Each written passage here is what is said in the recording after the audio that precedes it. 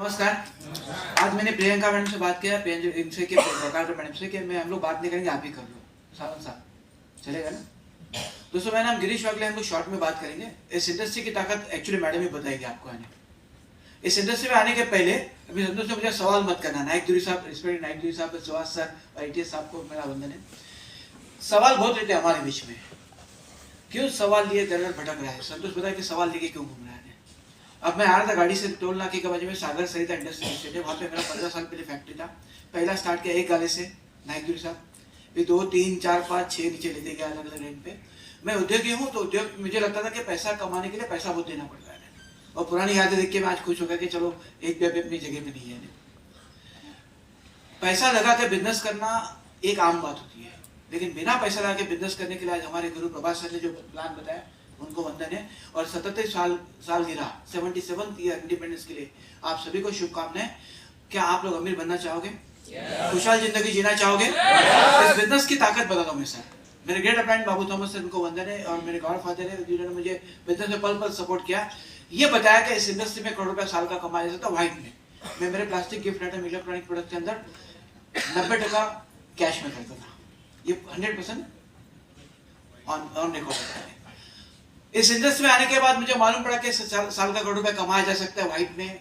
वो पल पल सपोर्ट किया और सवाल लेके दर दर घूम रहा था, कर्जे से बाहर निकलने का रास्ता ढूंढ रहा था, और खुदा ने उसका जवाब दिया मेरे साथ ही रह करके। आपके साथ भी आपका भगवान खुदा ऊपर वाला आपके साथ है।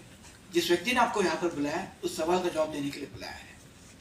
जब मैं आया था बहुत कर्जे में था, मैंने बताया विजय सर से कि बहुत बड़ी बातें होती कि अलग अलग बिजनेस किया मैंने, लेकिन सारा पैसा उधारी का था। बहुत बैंक का लोड था मुझ पर, लोन्स का।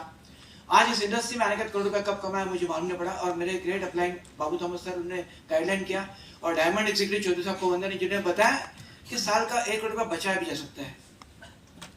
क्या कर सकते हैं हम लोग 1 करोड़ रुपया, और वो दिखाया भी मुझे, क्योंकि मेरा भाई उनका चार्टर्ड अकाउंटेंट है।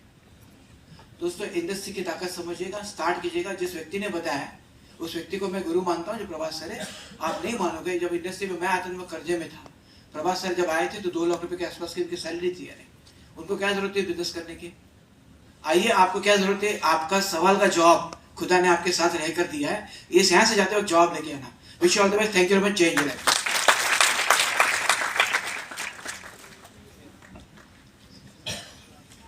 नमस्कार।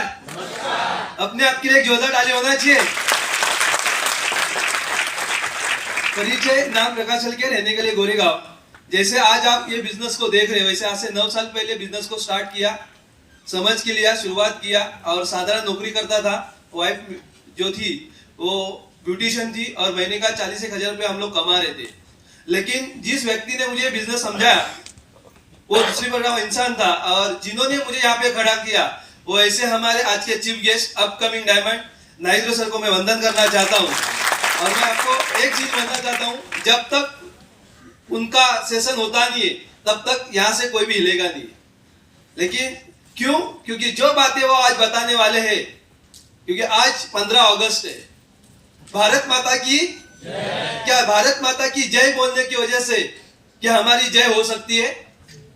हेलो, जब तक आपको आपके फैमिली को स्वास्थ्य नहीं मिलेगा, जब तक आपके और आपके फैमिली को एक एक्स्ट्रा इनकम नहीं मिलेगा, और जब तक आप आर्थिक आजादी से स्वतंत्र नहीं हो सकते, तब तक आपको भारत माता की जय नहीं मिलने वाली है। बात सही है कि नहीं है? सही है।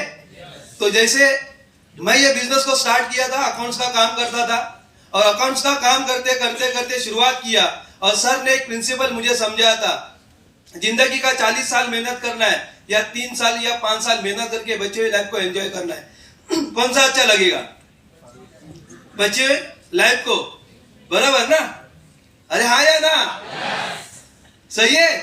क्या आप जहां पे काम करते वहां से पॉसिबल है? नहीं है। लेकिन यहां से अगर आपने शुरुआत की, काम की, तो 100% वो हो सकता है। क्योंकि मैं भी 14 साल नौकरी किया, कुछ जिंदगी में परिवर्तन नहीं था, लेकिन काम करते करते करते शुरुआत किया।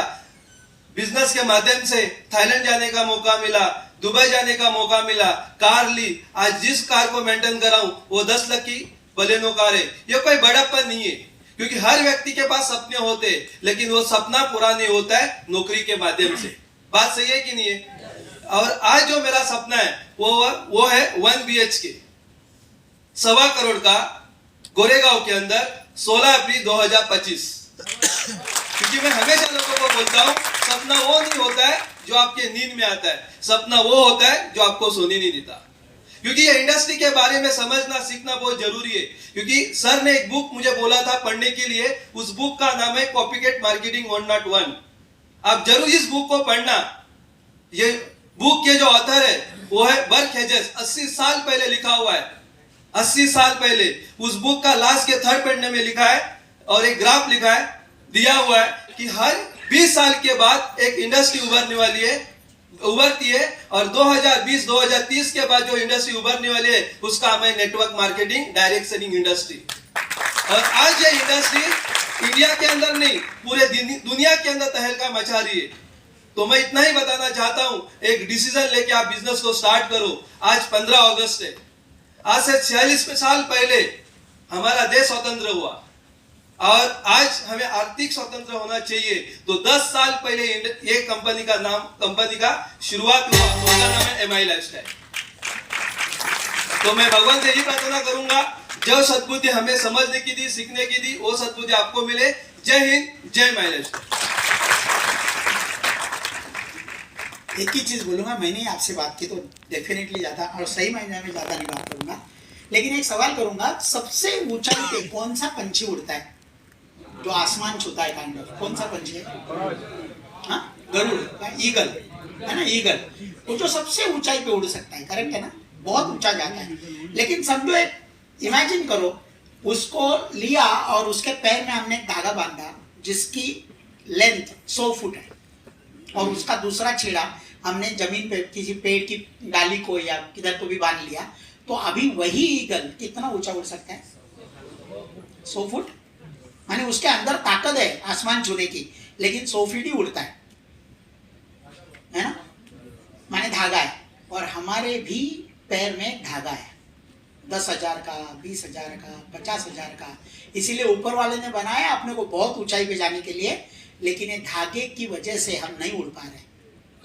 और जो आज लेके आया ना आपको, वो माय लाइफ की कैंची लेके आया है, वो धागा काटने के लिए। मेरे घर पे मेरी बहन आई थी और मैंने बोला था काट ले। आप अगर आज बोलेंगे उसको काट ले तो वो काट देंगे और आप भी आसमान छुएंगे। Wish all the very best. जय हिंद, जय हिंद।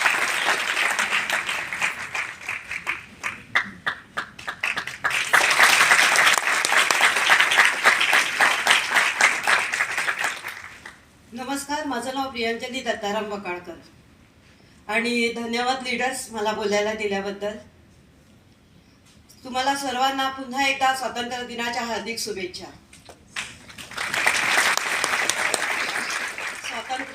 स्वातंत्र्य तर मिळालंच, कारण त्यावेळेस सुद्धा लीडर होते, पण तुम्ही तुमच्या घरातनं तुम्हाला स्वातंत्र्य मिळालं आहे का, हा माझा पहिला प्रश्न आहे तुम्हाला। कारण मी सुद्धा तशीच होती। हा बिझनेस सरांनी तर सांगितली माहिती आहे, अजून काय सांगायचं, पण तरी सुद्धा सरांनी सांगितलं की बोला, तुम्हाला आता बोलायचं आहे। बोलायला ह्याच्यासाठी होत नाही, कारण ज्यांनी बिझनेस दाखवला ते माझ्या पुढ्यात बसलेले आहेत, माझे गुरु अजित सावंत सर। कारण त्यांनी हा बिझनेस त्यांना दाखवला होता की हा बिझनेस चांगला आहे। आम्ही एक्झिबिशन करत होतो आणि ते एक्झिबिशन करता करता तुम्ही हा बिझनेस करू शकता, त्याच्याबद्दल त्यांनी माहिती दिली होती।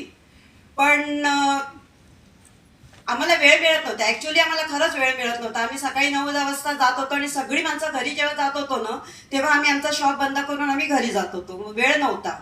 तरी सुद्धा त्यांनी सांगितलं की तुमच्या हेल्थ रिलेटेडच हे प्रोडक्ट्स आहेत आणि त्याच्याबद्दल तुम्हाला माहिती द्यायची आहे। तरी सुद्धा मी त्यांना सांगितलेलं की आपल्याला वेळ मिळत नाही, एक्स्ट्रा बिझनेस करायचं नाही म्हणून।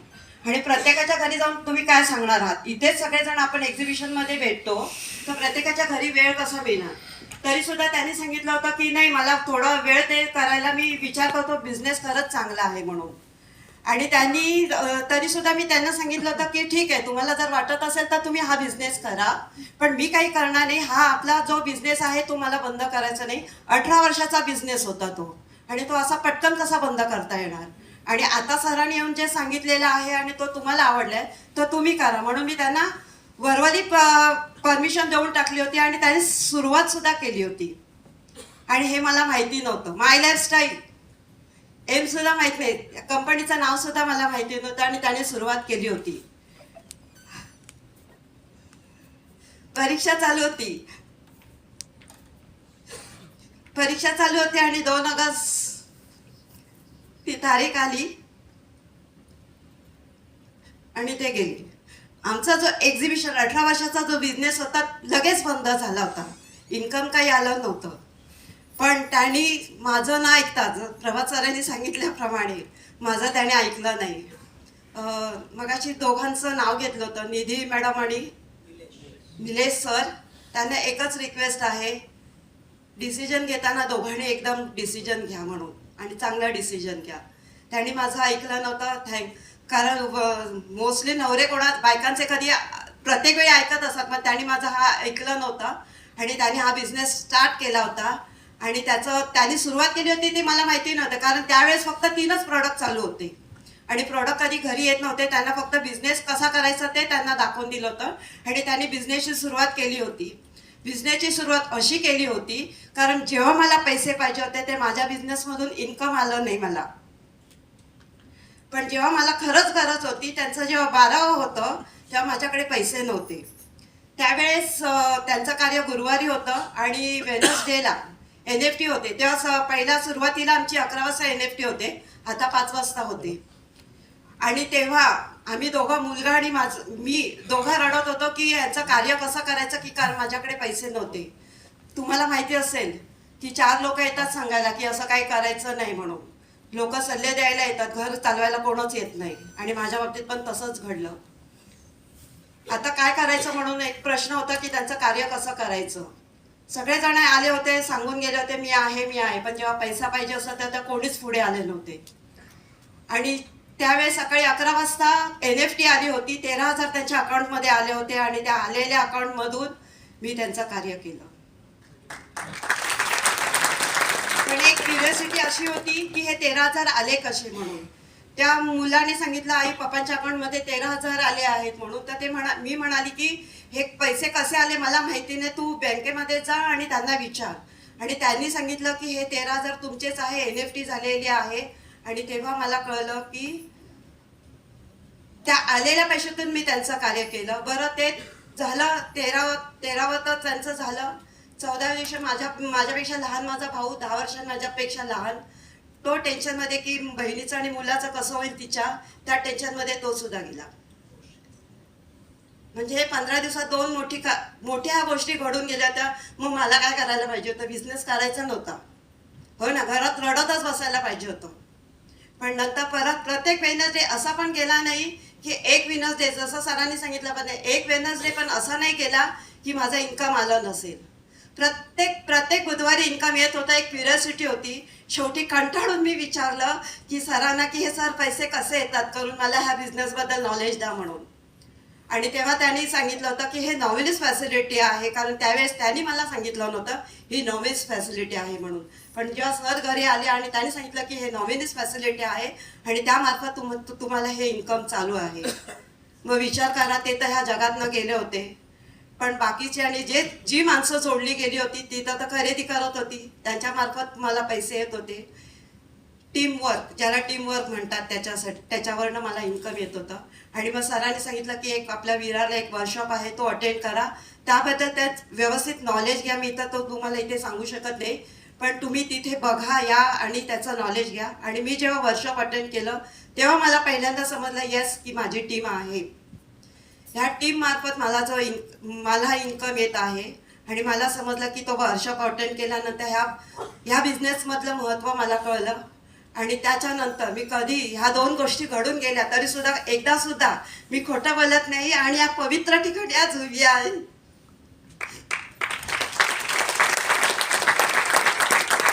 एक दिवस सुद्धा मी असं नाही सांगितलं की कारण की बाबा मला आज यायला मिळणार नाहीये आणि मी हे खोटं बोलत नाही, सर माझ्या पुढ्यात बसले आहेत. कधीच त्यांना बहाणा नाही सांगितलं की मला आज जमत नाही, मला यायला आज मिळत नाहीये. मी यायचं नाही. मग त्या दिवसापासून ज्या काही मीटिंग्स होत्या, जे काही वर्कशॉप होते, ते व्यवस्थित रेग्युलर अटेंड करत होती आणि करते आहे. पण आज आज सगळेजण म्हणतात ना, 4 लोग क्या कहेंगे, काही नाही बोलत. त्यांचं जेव्हा कार्य होतं ना, तेव्हा सगळ्यांनी सांगितलं अरे जेवण थंड आहे म्हणून, असे बोलतात लोक. तेव्हा फार वाईट वाटलं होतं. पण आजपर्यंत ती 4 लोक अजून कोणच आली नव्हती. पण सरांचं मार्गदर्शन, टीमचा सपोर्ट म्हणून आज इथे व्यवस्थित उभी आहे. बिझनेस कसा करायचा माहिती नाही, पण टीमने सर्वांनी शिकवलं आणि आज ह्या सगळ्या दिग्गज लोकांबरोबर आज मी इथे उभी आहे. आणि प्रत्येकाने आज जर स्वातंत्र्य दिनचं जर तुम्ही महत्त्व सांगत असाल, जर कोणाबरोबर जर आलात असाल, तर त्यांच्यावर विश्वास ठेवून आज फॉर्म भरायचा आहे. कारण हे लाईव्ह एक्झाम्पल तुमच्या पुढ्यात आहे. पुढे न करोना येऊन गेलास, पण माहीत नाही पुढे काय होईल म्हणून. पण तरी सुद्धा कोणावर विश्वास न ठेवता तुम्हाला स्वतःलाच करायचं आहे. कोणी हसायला लोक येतात, पोसायला कोण येत नाही. अजूनपर्यंत मला तर कोण नाही आलं. पण आज ह्या बिझनेसमुळे, जो स्वाभिमानचा बिझनेस आहे, कोणाच्या पुढे हात पसरायला देत नाही. जसं मला दिलं नाही कोणाच्या पुढे हात पसरायला. कारण ह्याच्यासाठी हात पसरण्यासाठी मी ह्याच्यासाठी सांगते की प्रत्येकाचं घर, स्वतःचं घर असेल. कोणाचं मिस्टरांचं घर असतं, कोणाच्या मम्मी पप्पांचं घर असतं. पण आज तुम्ही म्हणता ना की ह्या बिझनेसमध्ये काय केलं, पण मी खरंच सांगते, अभिमानाने सांगते, ह्यात 22 जुलैला 1 वर्ष होईल माझं स्वतःचं हक्काचं गोव्यामध्ये, मी गोव्याचे आहे, गोव्यामध्ये स्वतःचं 3 BHK विथ 3 बाल्कनी 90 लाखाचं घर विदाऊट लोन घेतलेलं आहे. आणि त्याची आताची व्हॅल्यू आहे 2.5 करोड.